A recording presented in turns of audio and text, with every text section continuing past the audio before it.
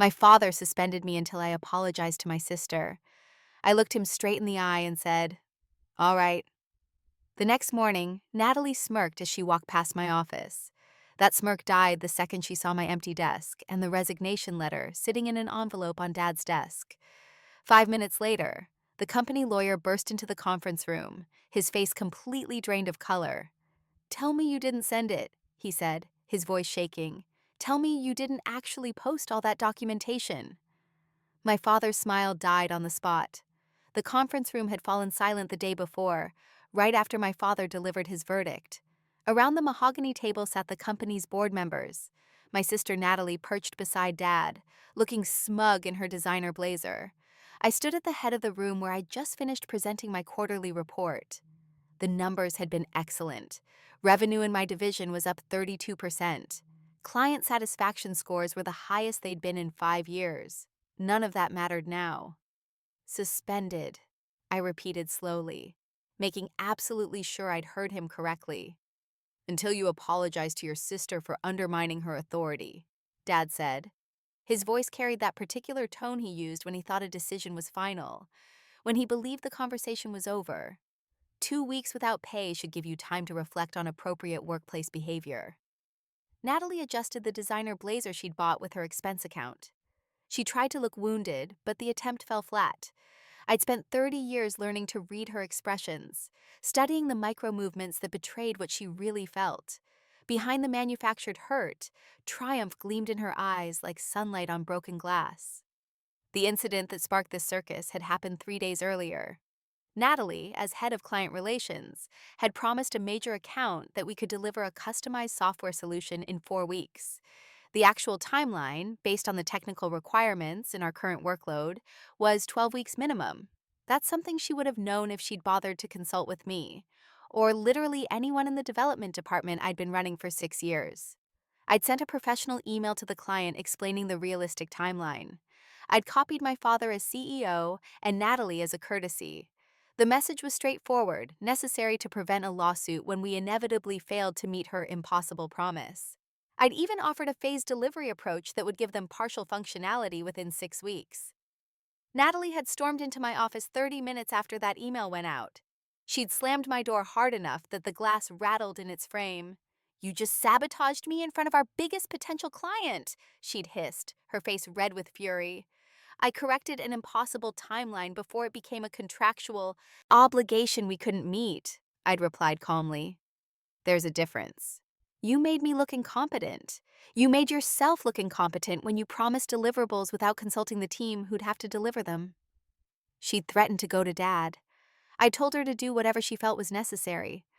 I genuinely believed that facts and documentation would speak for themselves, that Dad would see the logic in protecting the company from an impossible commitment.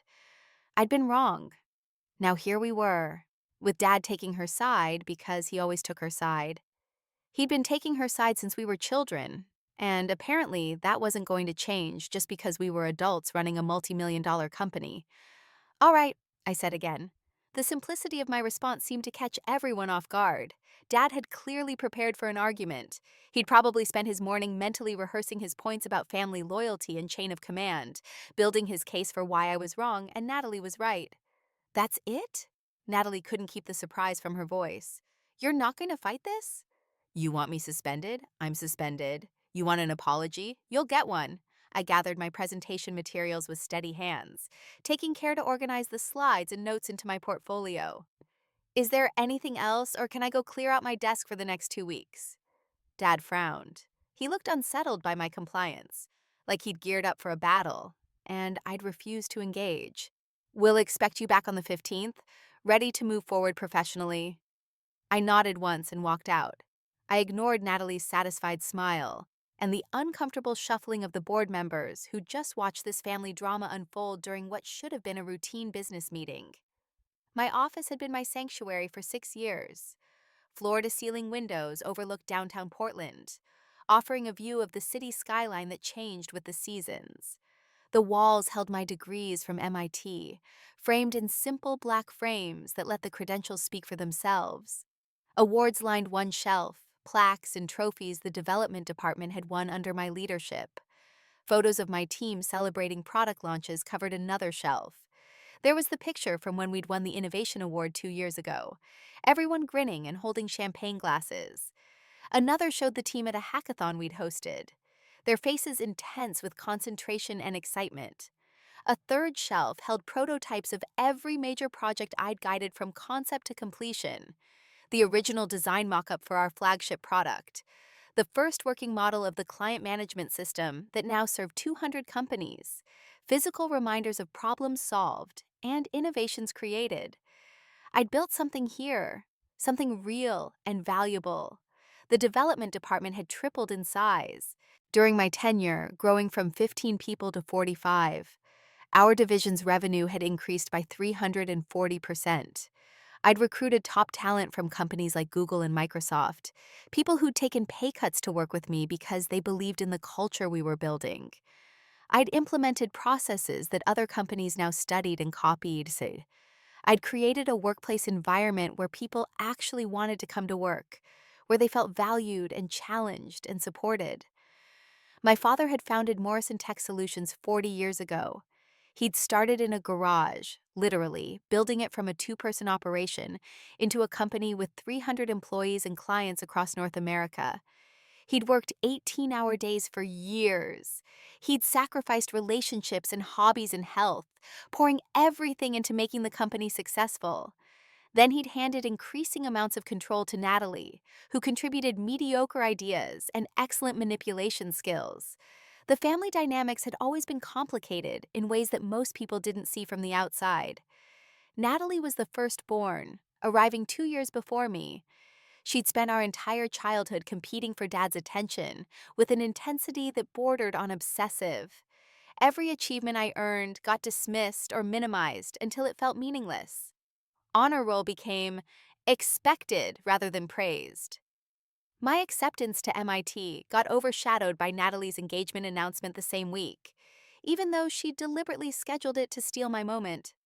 Mom used to try to balance things.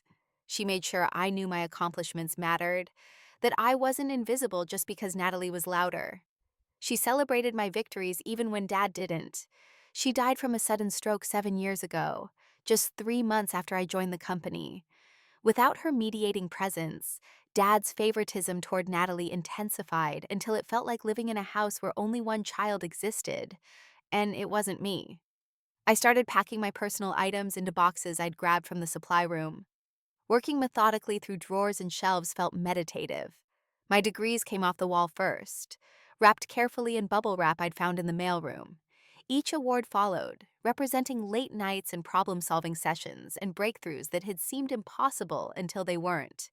The team photos got tucked into a folder, precious because they captured moments of genuine joy and collaboration.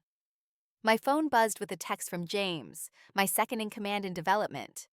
"What just happened? Natalie's telling everyone you're suspended." I typed back quickly. "Taking some personal time. You're in charge. Trust your instincts." More texts arrived from team members, messages popping up faster than I could read them. Sarah from the QA team wanted to know if I was okay. Marcus, one of my best senior developers, asked if this was really happening. Even people from other departments were reaching out, confused by Natalie's triumphant announcement that I'd been dealt with appropriately. The company grapevine had always been efficient, but watching it work in real time showed me something I hadn't fully appreciated before. People knew. They'd seen Natalie's incompetence, witnessed her taking credit for work she hadn't done, observed the pattern of her making promises that my team had to scramble to fulfill. They'd noticed Dad's favoritism even if they'd never said anything directly to me. My phone rang. Aunt Patricia, Mom's sister. She was the only family member besides Mom who'd ever seen the dynamics clearly. After Mom died, Patricia had tried to maintain relationships with both Natalie and me, but the balance had become increasingly difficult as the favoritism intensified. I answered this call. "Hey, Aunt Pat. Your father just called me asking if I could talk some sense into you," she said without preamble. Her voice was sharp with irritation. "He seems to think you're having some kind of breakdown over a simple suspension. I told him that suspending you for doing your job was probably the stupidest business decision he's made in 40 years. Despite everything, I smiled. How did he take that? About as well as you'd expect. He hung up on me. She paused, and her voice softened. Are you okay, sweetheart? Honestly, I think I'm better than I've been in years. I sat down in my desk chair one last time, looking out at the Portland skyline. Is that weird? Not even a little bit. I watched you try to earn his approval your entire childhood. I watched him dismiss every achievement like it didn't matter, excuse every one of Natalie's failures like they were just learning experiences. Your mother and I talked about it constantly, how worried she was about both of you. You, for never being enough in his eyes. Natalie, for never having to be. The validation hit harder than I'd expected. My throat tightened with emotion I hadn't realized I was carrying. Mom never said anything to me about it. She didn't want you to feel like you had to choose between acknowledging the problem and protecting your relationship with your father. She kept hoping he'd figure it out on his own, that he'd wake up one day and see what he was doing. Patricia's voice wavered slightly. She'd be proud of you for walking away. She always said you were stronger than you knew, that someday you'd stop trying to earn love from someone determined not to give it. We talked for another 20 minutes. Patricia filled in details about conversations with Mom I'd never known about. Apparently, my mother had been documenting the favoritism for years, keeping a journal of incidents where Dad treated Natalie and me differently. Same situation, different responses, depending on which daughter was involved. She'd planned to confront him about it eventually, show him the patterns in black and white, but the stroke came first. Do you still have Mom's journals? I asked. I do. She asked me to keep them safe, told me that someday you might need to know you weren't imagining things. Patricia hesitated. Do you want them? Yeah, I think I do. After we hung up, I sat in my empty office thinking about all the years Mom had quietly witnessed the imbalance. She'd seen my hurt, understood the damage being done, tried to compensate by being my champion. She'd celebrated my victories when Dad wouldn't, listened to my frustrations when I couldn't voice them anywhere else. Losing her had removed the only buffer between me and the full force of Dad's favoritism. The past 7 years without her had been progressively harder. Each incident more painful because there was nobody left who would validate my reality. The framed photo of my team at last year's holiday party went into a box. We'd rented out a restaurant, and everyone had dressed up. The ridiculous world's okayest boss mug they'd given me as a gag gift got wrapped in tissue paper. I'd laughed so hard when they'd presented it, and then they'd given me the real gift. A leather portfolio engraved with my initials, and a note signed by everyone on the team.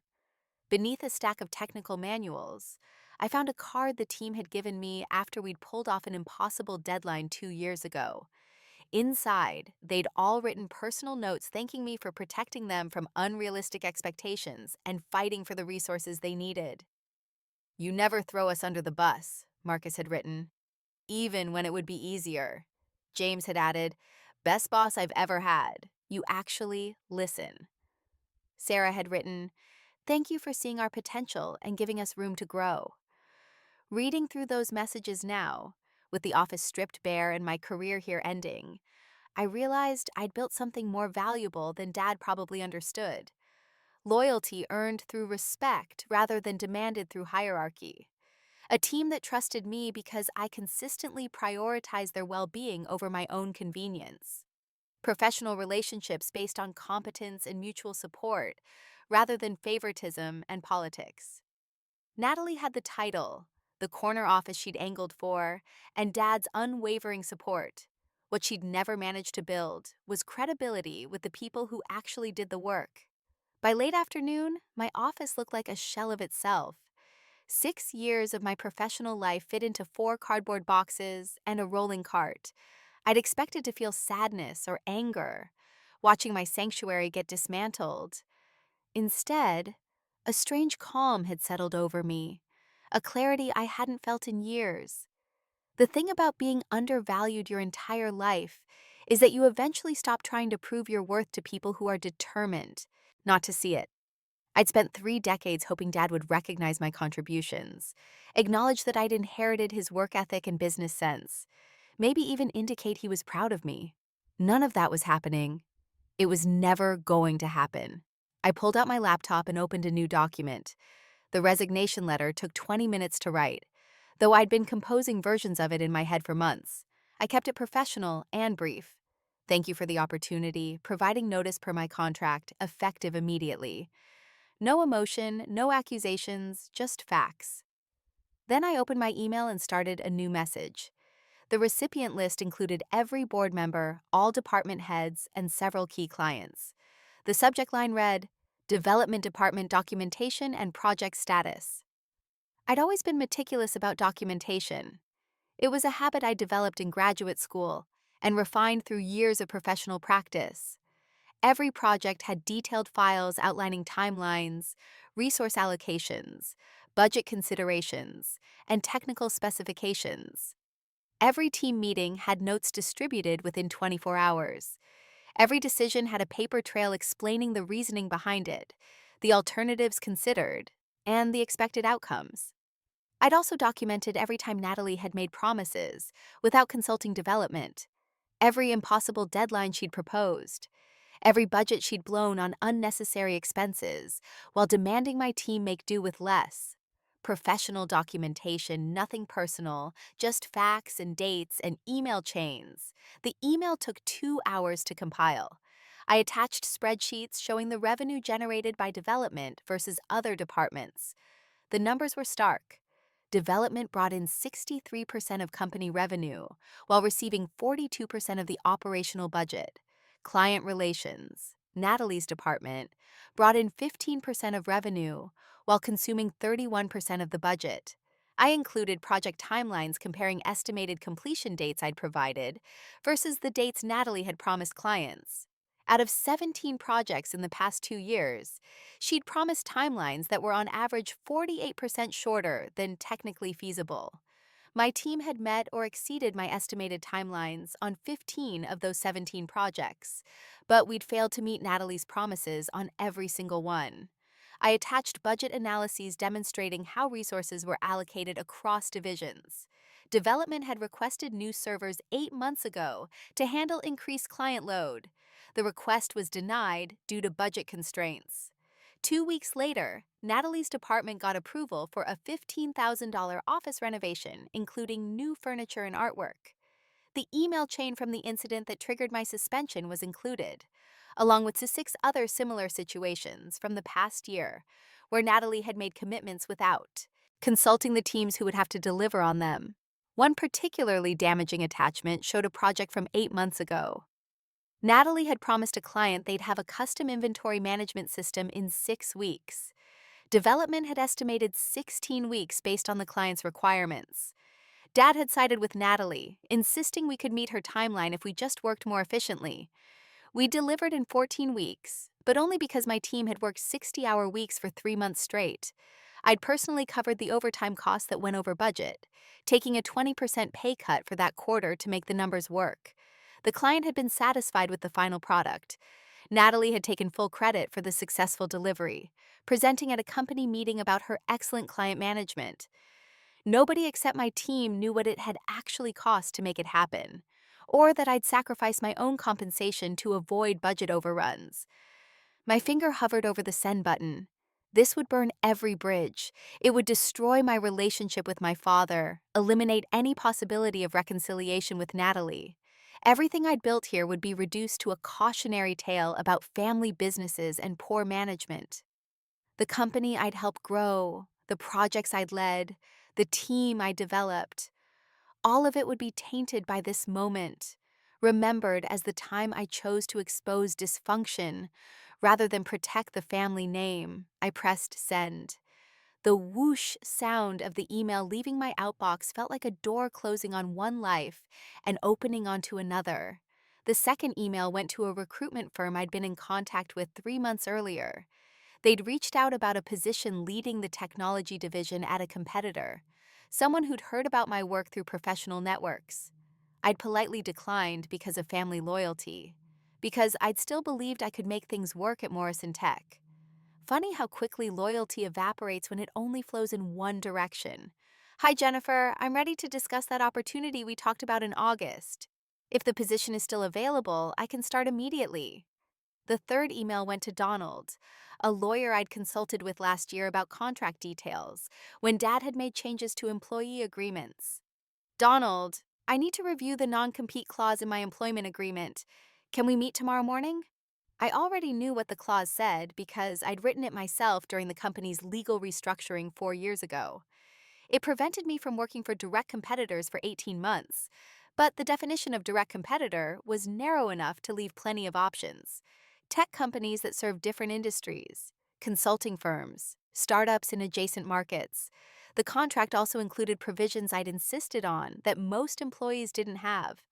Full vesting of stock options regardless of employment duration, a severance package that triggered under specific circumstances, including suspension without documented cause, intellectual property rights to methodologies I developed, a clause preventing the company from disparaging me to future employers. I'd been called paranoid when I'd negotiated those terms. Dad had questioned why I needed such extensive protections. Now I was grateful for every single provision. By 6 o'clock, my office was empty and my car was loaded. I took one last look at the space that had been mine. The afternoon sun slanted through those floor-to-ceiling windows, casting long shadows across the empty desk. This room had witnessed victories and frustrations, breakthroughs and setbacks, moments of pride and periods of doubt. I'd built something meaningful here, even if the people in charge hadn't appreciated it. I walked out without looking back. The house I'd bought 3 years ago sat in a quiet neighborhood 20 minutes from the office. Small by executive standards, but it was mine, purchased with money I'd earned rather than inherited. The mortgage was manageable on my salary. The garden was peaceful, full of plants I'd chosen and tended myself. The neighbors were friendly without being intrusive. I carried the boxes inside one by one, stacking them in my home office. Then I poured a generous glass of wine, settled onto the couch with my laptop, and watched the responses to my documentation emails start rolling in. The first was from Robert Chen, the company's lead counsel. Call me immediately. Gregory Winters from the board. We need to discuss this information. Can you come in tomorrow? 3 clients had forwarded my email to their account managers with questions about project timelines. 2 of them specifically mentioned concerns about commitments Natalie had made that weren't reflected in the documentation I'd provided. James from development sent a message at 6:47. Holy shit, is this real? Everyone's freaking out. Half the team is ready to walk out with you. I didn't respond to any of them. Instead, I opened a bottle of better wine and ordered Thai food, feeling lighter than I had in years. The relief was almost physical, like I'd been carrying a weight I didn't realize was there until it was gone. My phone rang 47 times that evening. Dad called 12 times. Natalie called 8. Robert Chen called every 30 minutes like clockwork, precise and persistent. I let them all go to voicemail, turning the sound off after the 15th ring so I could eat my pad thai in peace. Later, after I'd finished dinner and poured a third glass of wine, I listened to the voicemails. Dad's first message was angry. Call me back immediately. What you did was completely unprofessional and unacceptable. His second message, left an hour later, was confused. I don't understand what you think you're accomplishing with this. Call me so we can discuss this rationally. The third, around 9 p.m., was almost pleading. We need to talk about this. You're making a huge mistake. Just call me back. Natalie's messages went straight to threats. She accused me of trying to destroy the company, of being jealous, of betraying the family. You're pathetic, she hissed in one message. You've always been jealous that Dad trusts me more than you. This is just you throwing a tantrum because you didn't get your way. Her final voicemail dissolved into tears. You're ruining everything Dad built. How can you do this to us? The irony was almost funny. I'd spent 6 years contributing to what Dad built, while Natalie had spent the same period coasting on his reputation and making messes other people had to clean up. Robert Chen's messages were more measured but increasingly urgent. The legal implications of the documentation I'd shared had apparently become clear, and he needed to discuss my intentions and whether I planned to take further action. I slept better that night than I had in months. Morning arrived with continued silence from me and continued chaos from everyone else, according to the texts that had accumulated overnight. The calls had evolved into increasingly desperate messages. Dad's assistant had sent an email asking me to please contact the office. The executive team wanted an emergency meeting. I sent one reply to a group text that included Dad, Natalie, and Robert. I'll be in at 9 a.m. to collect my final belongings and submit formal paperwork. No discussion necessary. Jennifer from the recruitment firm called at 7:30. The position is still open, she said, her voice warm with professional enthusiasm. After reviewing your portfolio and seeing your recent work, the CEO wants to fast-track the interview process. Can you meet this afternoon? Absolutely. The second call came from Donald, my lawyer. I reviewed your contract last night, he said. Your non-compete clause is narrower than I remembered. You have more options than most executives in your position. Come by at 11 and we'll discuss strategy. Perfect. I dressed carefully for the office, choosing a navy suit that projected confidence without aggression. Professional, composed, ready to end this chapter cleanly. My reflection in the mirror showed someone who looked rested for the first time in months. The parking lot was fuller than usual for 8:30 in the morning. Word had clearly spread, and people wanted to witness whatever happened next. I walked through the lobby with my head high, carrying a leather portfolio that contained my resignation letter and several other documents Donald had prepared the night before, after I'd emailed him the full situation. The executive floor felt like a powder keg about to explode. Assistants huddled in corners, whispering and glancing toward the conference room. Department heads stood in doorways looking worried, their usual morning confidence replaced by obvious anxiety. The energy felt like everyone was waiting for an explosion they knew was coming but couldn't predict. My former office door stood open. Through it, I could see Natalie sitting at my desk, rifling through the drawers I'd already emptied.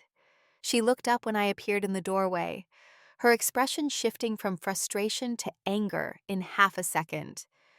You had no right to send that email, she said, standing up quickly enough that my former chair rolled backward and hit the window.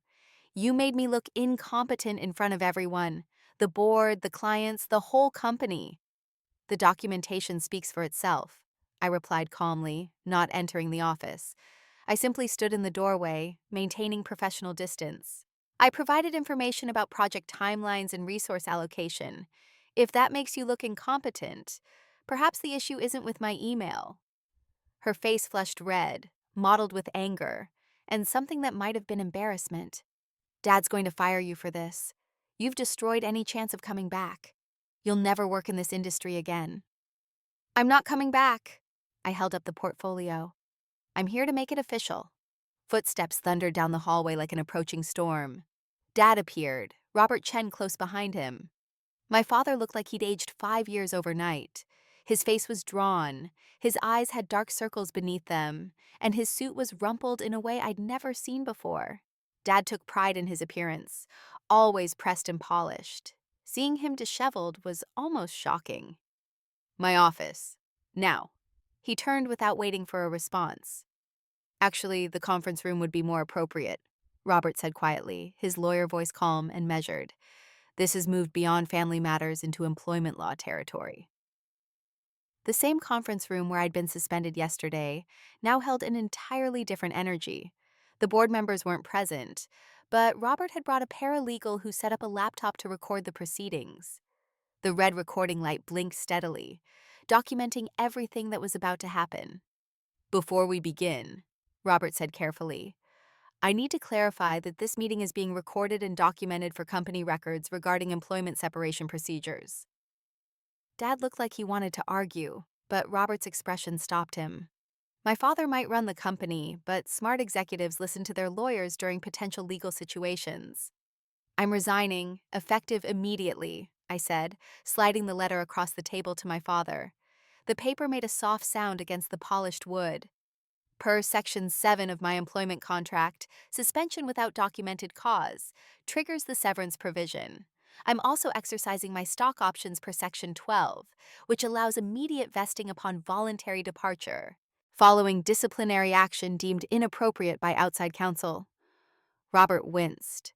He'd clearly already read my contract and knew exactly what provisions I was citing. You wrote those provisions yourself during the restructuring, Dad said slowly, realization dawning across his face like the sun coming up over a disaster zone. 4 years ago. I did.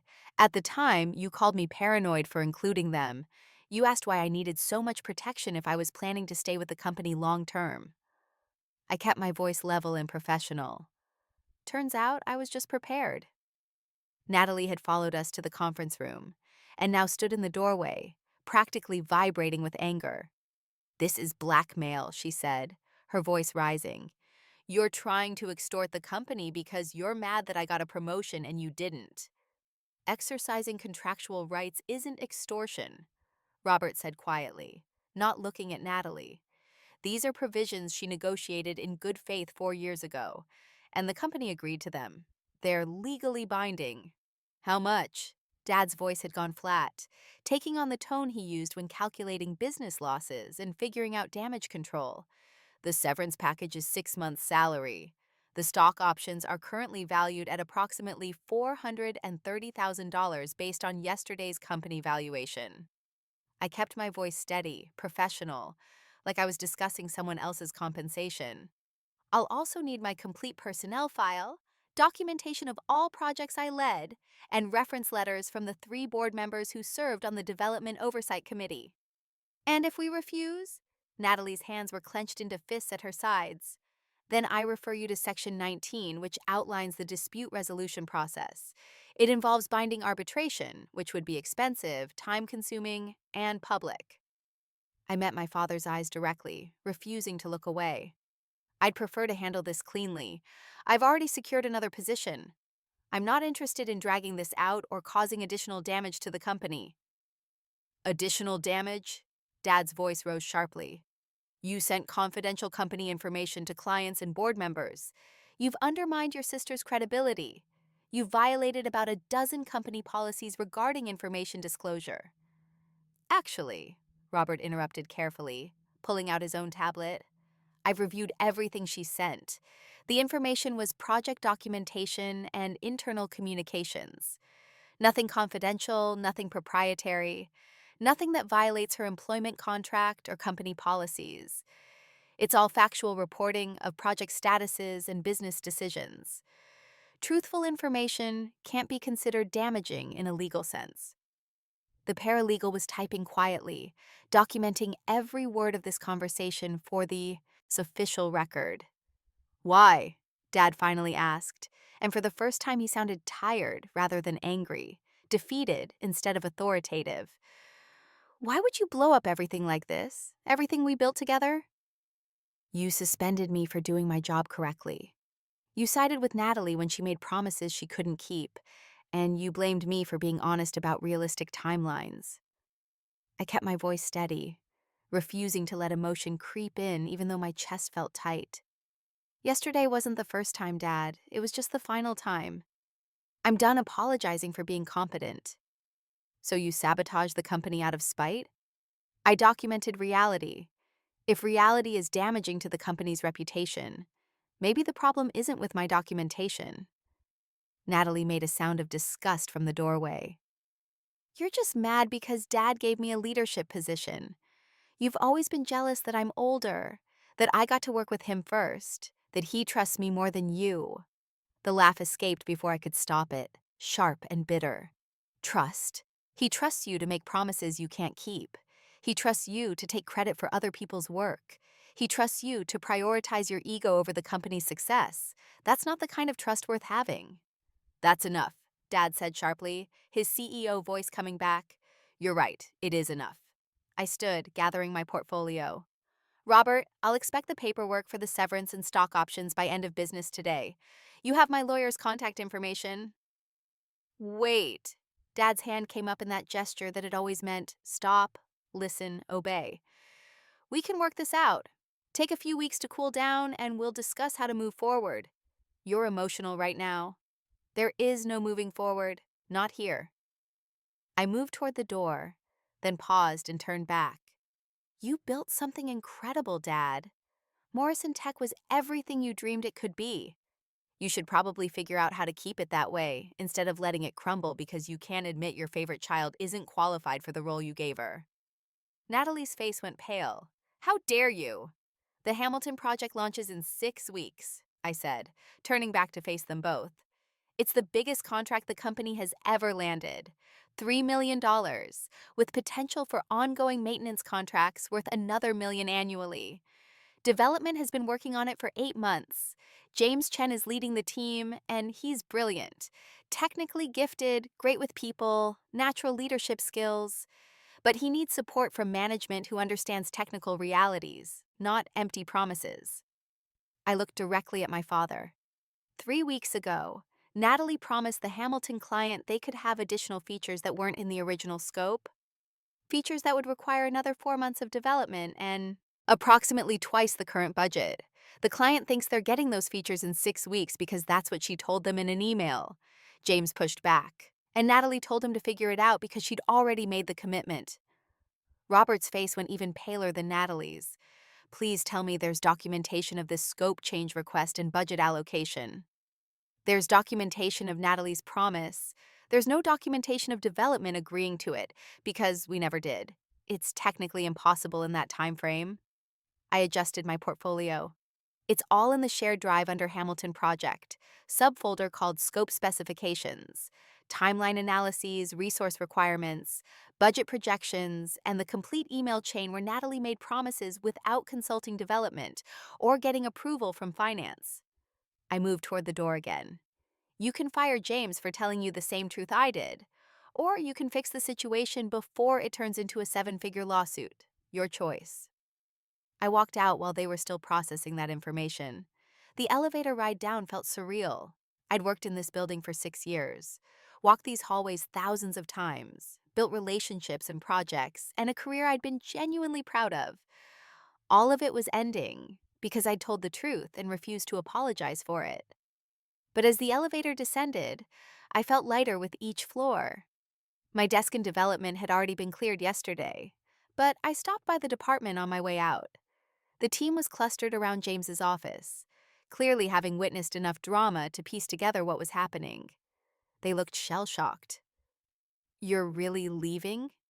Sarah, one of my senior developers, looked on the verge of tears. She'd been with me for 4 years, growing from a junior developer into someone capable of leading complex projects. I am. I managed a small smile. But you're in excellent hands with James. I caught James's eye. He looked terrified and determined at the same time, like someone who just realized they were about to be promoted into chaos. Trust yourself, I told him. You know what you're doing. You've been ready for this for over a year. The Hamilton Project, he started, his voice uncertain, is documented thoroughly, I finished. Every decision, every timeline, every technical specification. Stand your ground on what's actually possible. Don't let anyone push you into making promises you can't keep, no matter who's applying the pressure. I addressed the whole team, looking at each face. These were people I'd hired, trained, fought for. You're the best developers I've ever worked with. You've built something incredible here. Don't let anyone diminish that or take credit for your work. Document everything, trust your technical expertise, and remember that realistic timelines protect everyone. There were tears and hugs and promises to stay in touch that we all knew would be hard to keep. I meant every assurance I gave them, but I also understood the reality. People would feel caught between loyalty to me and loyalty to the company.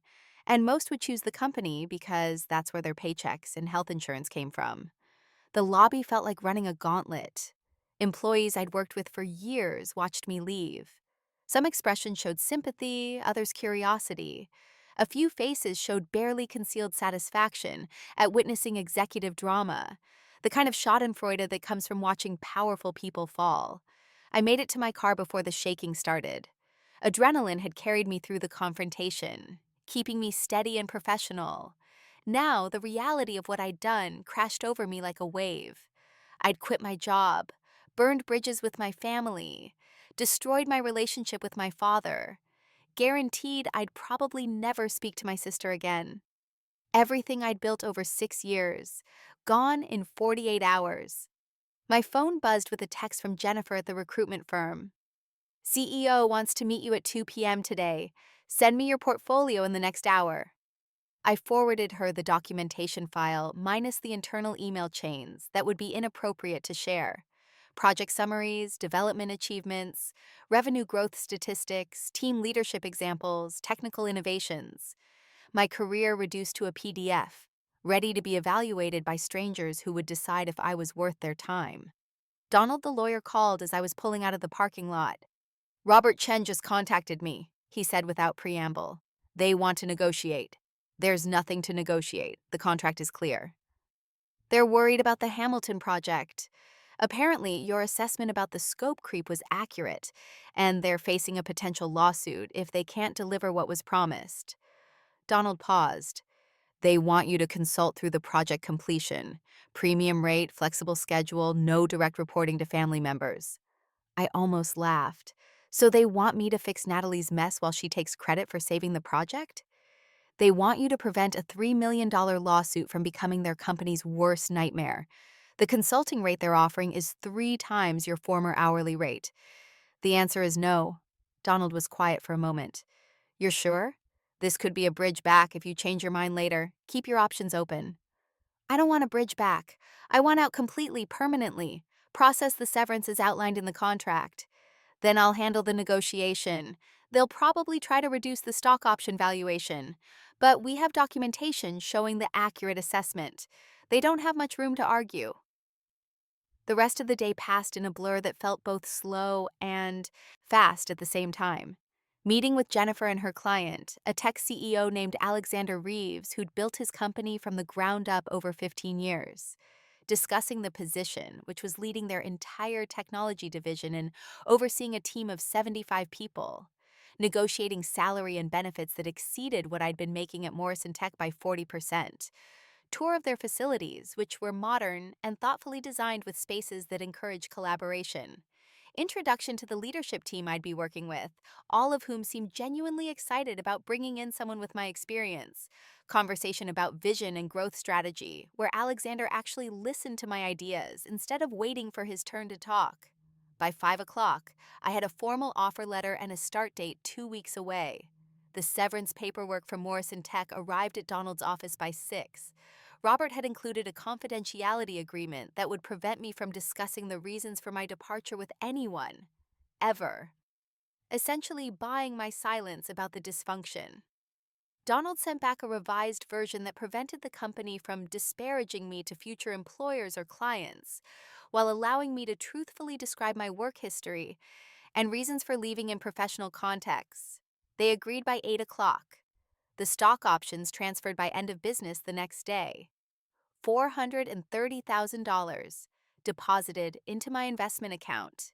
6 years of accumulated equity, suddenly liquid, real, mine to control. Add the severance package. And I had enough financial cushion to take my time settling into the new role, without any stress about mortgage payments or bills. Dad called once more that week. I let it go to voicemail. His message was brief and tinged with something that might have been hurt. I don't understand why you're throwing everything away. Call me when you're ready to be reasonable. I deleted it without responding. Being reasonable in Dad's language meant accepting his version of reality, and I was done with that. The Hamilton project imploded exactly the way I'd predicted. 3 weeks after I left, the client received the news that the features Natalie had promised weren't possible in the original timeline. The client's legal team sent a formal demand letter threatening breach of contract litigation. Morrison Tech had to negotiate an emergency settlement that included refunding a portion of the payment and extending the deadline by 6 months while absorbing the additional development costs. James called me during the crisis, his voice tight with stress. I don't know what to do. They're pressuring me to promise we can deliver in 3 months, but I've run the numbers 10 different ways. It's not possible without sacrificing quality or burning out the entire team. I walked him through the technical solutions, helped him create a presentation for the client that explained the realistic timeline, coached him through the difficult conversations with management and the client's technical team. I reminded him that protecting his team's well-being was more important than protecting executive egos. He handled it brilliantly, standing firm on technical realities despite enormous pressure. But the damage to Morrison Tech's reputation had already been done. Two board members resigned over the next month, citing concerns about management practices and risk oversight. Three major clients moved their business to competitors, spooked by the Hamilton project disaster, and worried about whether their projects would face similar issues. The company's valuation dropped by 18%. Industry publications ran articles about family business dysfunction and the dangers of nepotistic hiring practices. Natalie got demoted from head of client relations to special projects advisor, a meaningless title that kept her on payroll without giving her authority to make promises the company couldn't keep. Dad hired an outside consultant to restructure the management team and evaluate company practices. The consultant's report apparently included scathing assessments of nepotistic hiring practices, inadequate accountability measures, and management decisions, driven by family dynamics rather than business logic. I heard all this through professional networks and former colleagues who reached out despite the obvious awkwardness. The Schadenfreude should have felt satisfying, but mostly I just felt sad. Morrison Tech had been something special once, and watching it struggle felt like mourning a relationship that should have worked but never quite did. My new position exceeded every expectation. The team was talented and motivated. The executive leadership actually listened to technical assessments instead of treating them as obstacles to their preferred narratives. Nobody expected me to clean up messes created by incompetent family members or apologize for being good at my job. 6 months in, we'd launched two major products that got excellent reviews from both clients and industry analysts. We'd secured contracts with 4 Fortune 500 companies, including one that had specifically cited my reputation as a reason for choosing our firm. Revenue in my division grew by 34%, and employee satisfaction scores were the highest they'd been in company history. I bought a bigger house with a yard large enough for the dog I'd always wanted, but never had time for. Cooper, a rescue mutt with floppy ears and endless energy, became my constant companion. I started dating someone named Michael who worked in healthcare and had no connection to tech or family drama, who listened when I talked about my day and never once suggested I should reconcile with my father for the sake of family harmony. Life moved forward in ways that felt healthy and sustainable and entirely mine. Aunt Patricia invited me to coffee 6 months after I'd left Morrison Tech. She brought Mom's journals, 3 leather-bound books filled with my mother's neat handwriting. Reading them was both heartbreaking and validating. Entry after entry documented the favoritism. A science fair in 5th grade where I'd won first place, and Dad had missed it because he was at Natalie's cheerleading practice, even though I'd reminded him about it 3 times. My high school graduation, where he'd spent the reception talking about Natalie's upcoming wedding instead of my plans for MIT. Christmas when I was 22, where he'd given Natalie a car and given me a gift card. But there were also entries about Mom's worries for Natalie, concerns that never having to earn approval would leave her unprepared for real life, observations that Dad's favoritism was actually hurting Natalie by preventing her from developing resilience and self-awareness. "Your father is creating two problems," Mom had written when I was 16. "He's teaching one daughter she's never enough and the other that she doesn't have to be. Both of them will suffer for it in different ways." She'd been right. A year after I left Morrison Tech, Dad showed up at my house unannounced. I was in the garden with Cooper when his car pulled up. Dad looked older, smaller somehow, diminished in ways that had nothing to do with physical size. His shoulders were hunched in a way I'd never seen before, and his face had new lines around his mouth. "Can I come in?" he asked when I met him at the door. I considered refusing. We hadn't spoken in 12 months, but curiosity won out over anger. "Sure." We sat in my living room, the silence stretching awkward between us. Cooper examined Dad with suspicious interest before settling at my feet, a warm weight against my wings. "The company's struggling," Dad finally said, not looking at me. "We lost 2 more major clients last month. Revenue is down 43% from when you left. We had to do another round of layoffs. 20 people, including some from your old team." "I'm sorry to hear that." I meant it. Those were people I'd worked with, people who'd done nothing wrong except work for a company with dysfunctional leadership. Are you? He looked at me directly for the first time. You destroyed everything I built. No, Dad. I documented what was already happening. You destroyed it by refusing to see reality, by choosing Natalie's ego over the company's welfare, by punishing competence and rewarding mediocrity. Natalie made mistakes, he said defensively. Everyone makes mistakes. She made mistakes repeatedly because you never held her accountable. You enabled her every single time, and you punished anyone who pointed out the problems. I kept my voice level despite the tightness in my chest. You chose protecting her feelings over protecting your company. And now you're living with the consequences. He was quiet for a long moment, staring at his hands. They were trembling slightly, and I noticed he looked thinner than he had a year ago.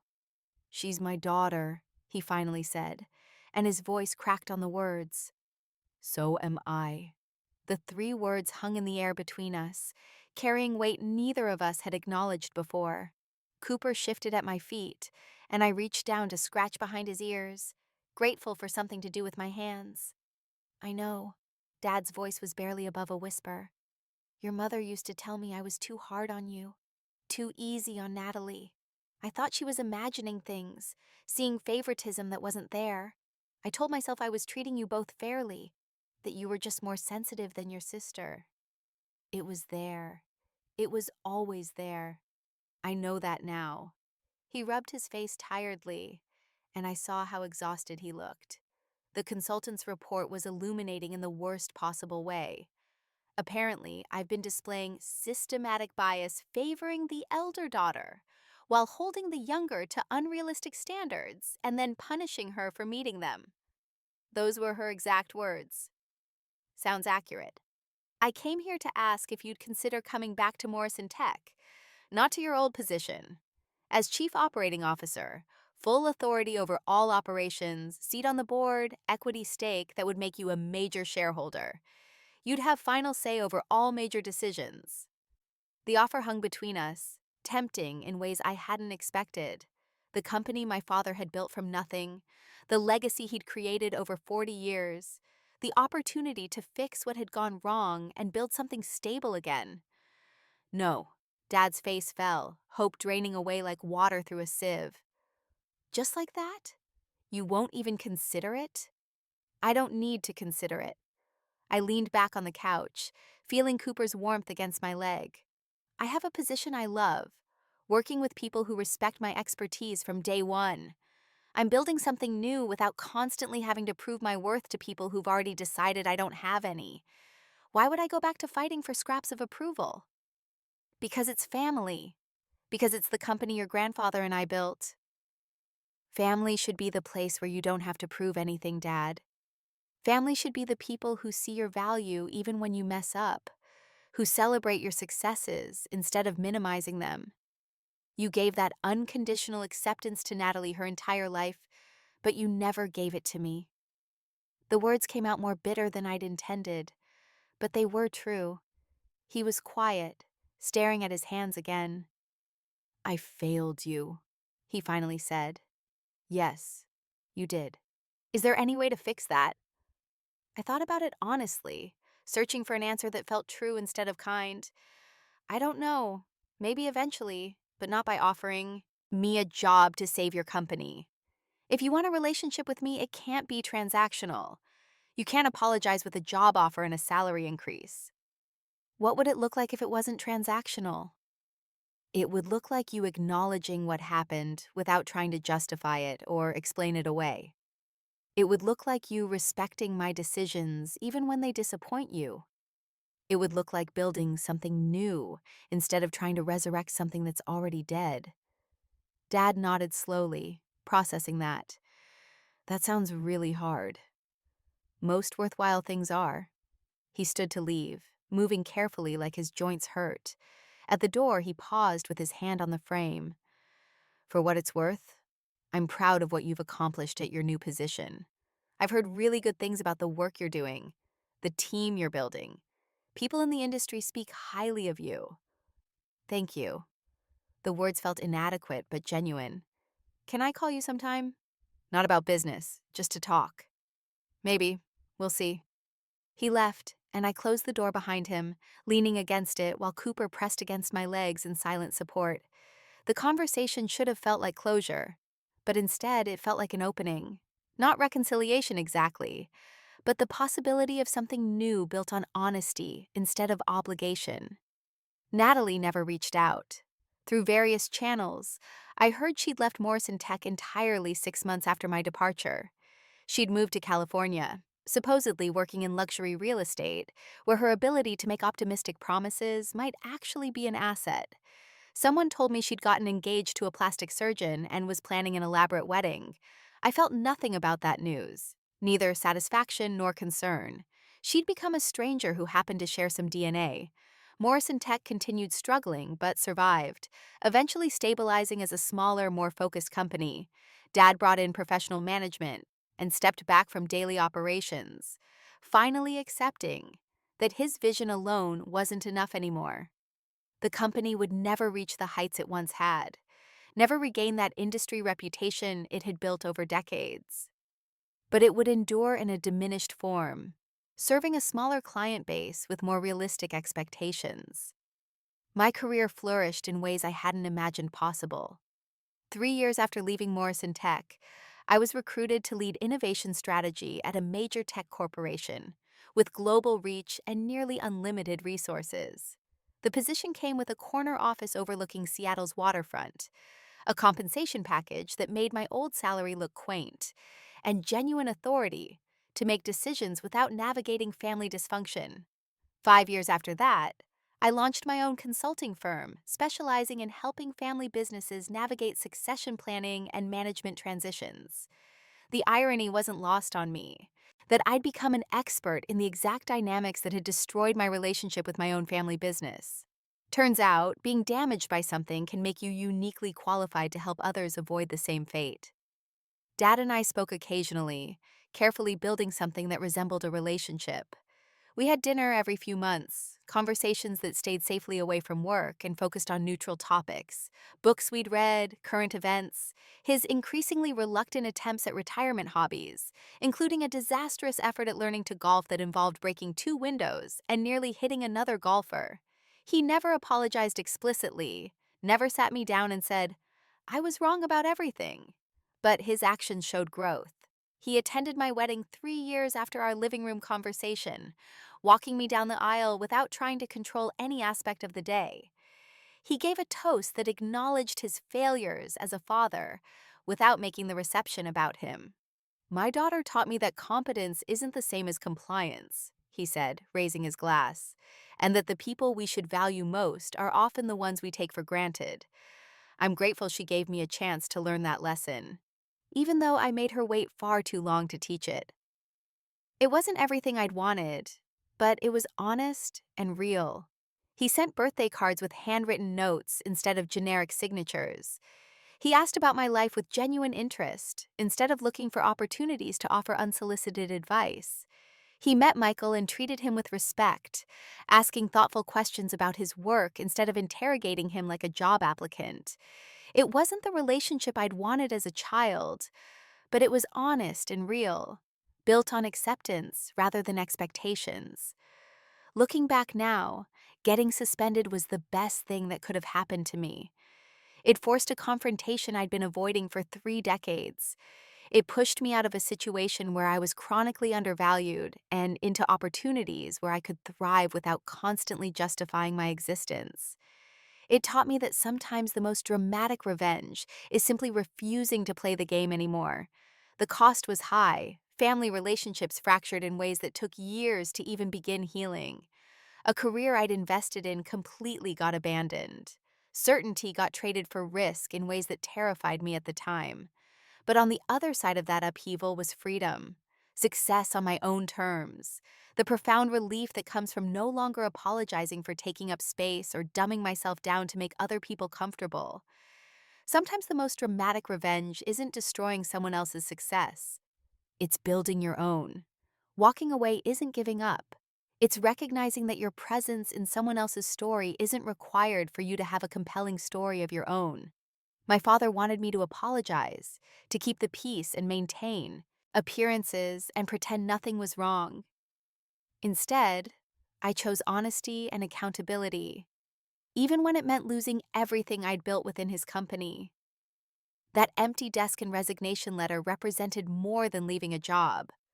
They represented choosing myself, valuing my expertise, demanding respect instead of begging for scraps of approval that would never come.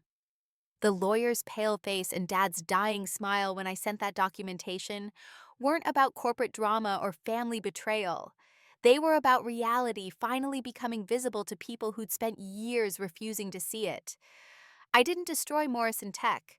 I simply stopped protecting it from the consequences of its own dysfunction. The company's struggles after my departure weren't my responsibility to prevent, or my failure to accept. They were the natural result of poor management, nepotism, and refusal to prioritize competence over comfort. My sister smirked that morning because she thought she'd won. She'd gotten me suspended, demonstrated her influence over Dad, put me in my place after years of being more competent, and achieving things she couldn't match. But victory isn't about who gets suspended or who gets favored by their father. It's about who builds a life they're proud of, who surrounds themselves with people who see their value without being convinced, who create success that doesn't require diminishing others to maintain. I have that now, a career I love, relationships based on mutual respect rather than familial obligation, a life where my accomplishments speak for themselves instead of being constantly measured against someone else's comfort level, a home that's actually mine, filled with a partner who loves me and a dog who thinks I'm perfect. That's the real ending to this story, not the dramatic exit or the company's struggles or even the tentative reconciliation with my father. The ending is me 8 years later, sitting in my own office with my own team, building something meaningful without constantly looking over my shoulder for approval that was never going to come anyway. Sometimes you don't get the apology you deserve. Sometimes the people who should recognize your worth never will. Sometimes family means pain instead of support, obligation instead of acceptance, constant disappointment instead of celebration. But you always get to choose what happens next. You can keep fighting for recognition from people determined not to give it, or you can redirect that energy toward building something new with people who already see what you're capable of achieving. I chose the latter, and I've never regretted it for a single moment.